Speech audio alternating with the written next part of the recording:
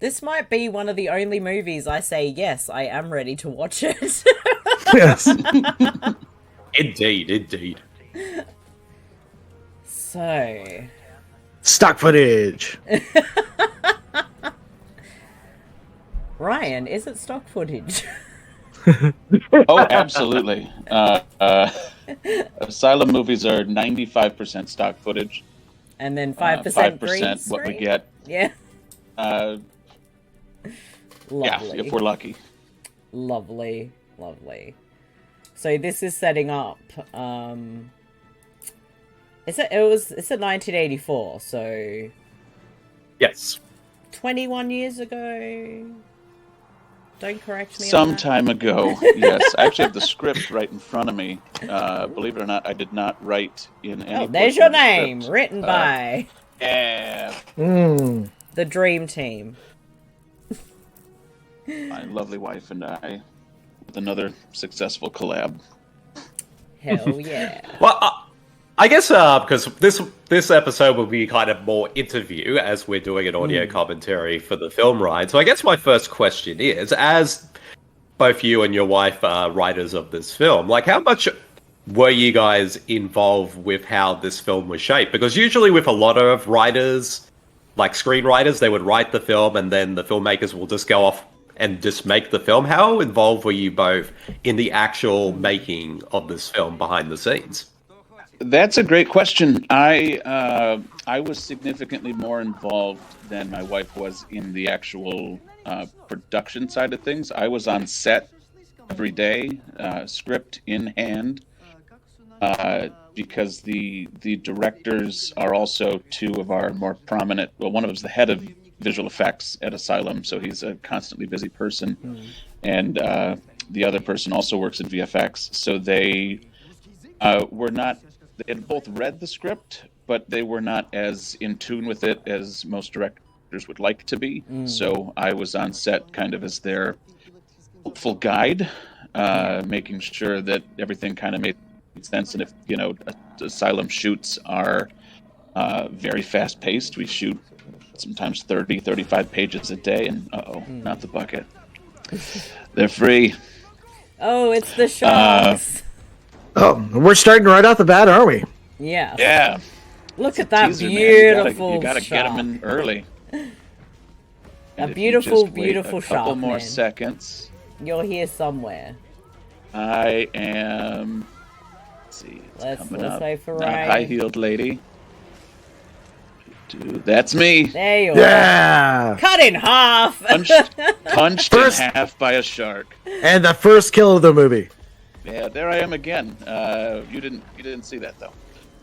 We'll pretend Was that it- he was cut in half and stayed that way. Now, Ryan, was it in your contract that when you guys made this movie, you were like, I want this movie made, but I want to be the first person killed on screen?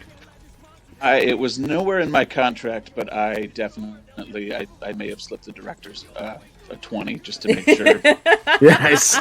I get murdered in this movie. Right, I have to say, I'm a little... That being said, and I think that's great, but at the same time, I couldn't help but feel like I would have loved to have seen Eric Roberts go up against like shark creatures. I thought you were going to say John Lovitz. I mean, I'm all hip to... didn't we say we had Why not both? Yeah, Eric Roberts and John Lovitz as like, I don't know, brothers or something. You can voice the sharks. Oh, If we ever That's get the a sequel. That's the comedy team we need to start pushing on this show. The comedy team of John Lovitz and Eric Roberts. yes. We're at 21:36. Everybody's been waiting to hear. Yes. Yes. I need that to happen. Oh, puppy on the ad. But no sharks, though. No. I mean, I would have a pet Not yet. shark if it was allowed. They're coming up, But it's though. See, there's your next... I'm pitching you an idea now, Ryan. Shark dogs. There we go. Shark dogs. Oh. Hey, it's an ad for Disney Plus on Tubi again. Have you ever heard of Star If Wars? Forget about this Mandalorian stuff. We're here to watch Shark Side of the Moon. Yes, This is where yeah. real cinema is. That's real cinema. Apologies also, my dog is being a pain in the butt. He's wanting to play with his BALL, which I've left out of the room, so he's not going to bark and be bossy about it. I've given him a treat, so hopefully. Every time.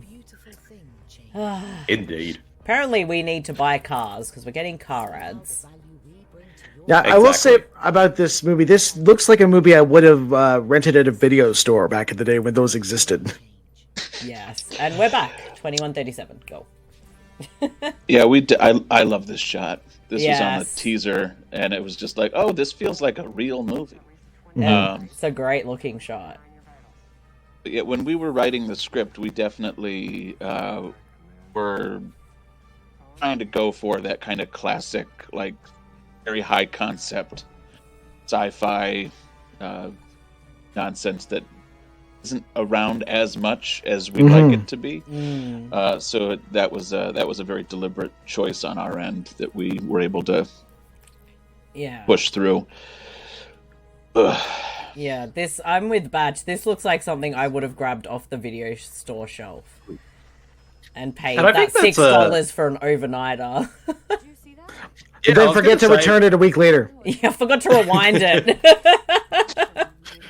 Well, I think that's what I really enjoyed about this film is like it kind of reminds me, and especially other Asylum films as well, because they kind of remind me of the sort of the old school kind of Roger Corman produced like sci-fi or horror films during the 70s and 80s, which obviously kind of took inspiration from other things that were happening, in cinema at the time, but they sort of had their own identity and also their own charm to them. And also, with having smaller budgets, they made the most of what they had. Yeah. And, I get a sense of that with this film. Yeah, it feels like, how we had those, like, kind of lowish budget but very high concept, like, sci-fi films of the 50s.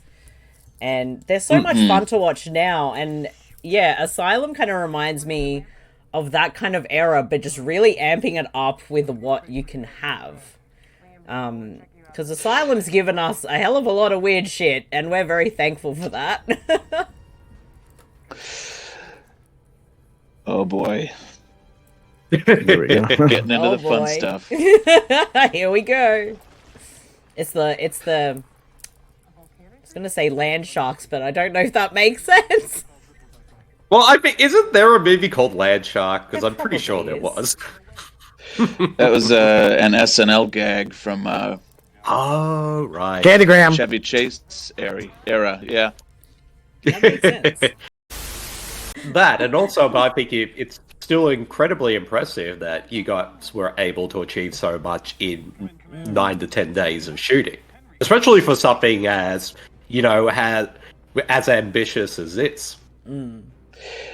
Yeah, this is to date, I believe, the most ambitious Asylum Tubi collaborative effort. Surprise! Yeah, it's pretty much a miracle that any of these movies happen, but this one was particularly ambitious. Look at that guy. Look at that gross-looking guy. Goblin shark. Got a horn. We need Shark Side of the Mood figures. I would love figures. Somebody was trying to figure that out, and ultimately it didn't wind up going forward. But I would have loved one. I would love to have all of them. Creepy, methed out goblin shark. Yes. Whoa. And then she got eaten. No. Who would have guessed she was one day left to retirement as well? Yeah, all of these guys one day away from retirement. Every single person. They need a warning. They just had to go to the moon and then they were home. Real quick. There, we have our way home. I totally Then forgot they could retire. I forgot there was people on the ship. You got to have them spread out a little bit, you Yeah. know. A couple people here, a couple people there. What would Brian, when you and your wife sat down to write this, did you guys have any other films and that you used as inspiration to how approach the story? It's a great question. I don't know if we really had any particular films that we used as inspiration. We'd have certain moments and aspects that we would be pulling from as we created the story for this. There's a little bit of, especially with the action. It's been so long since I've actually looked at this, so I kind of, and I've, in several movies since this, so it's trying to rack my brain. God, it's hot in here. But there's a lot of, we spend a little bit more time with trying to get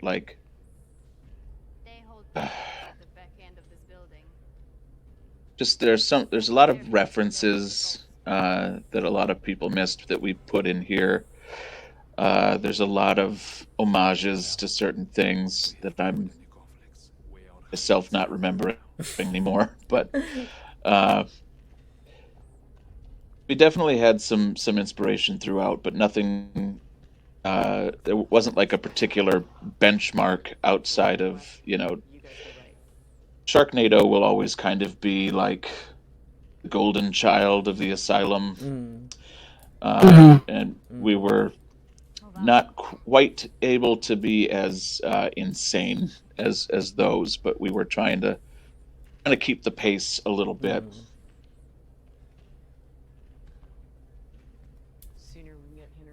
All of this is just the same hallway, just reshot and relit, a different angle. It's the Bruno Mattei way. And then just use it over and over and over. I like that Gaiku Kaiju brought his input into this movie. Yeah, I had to put his 2 cents in. Yes. I'm a little worried when Craven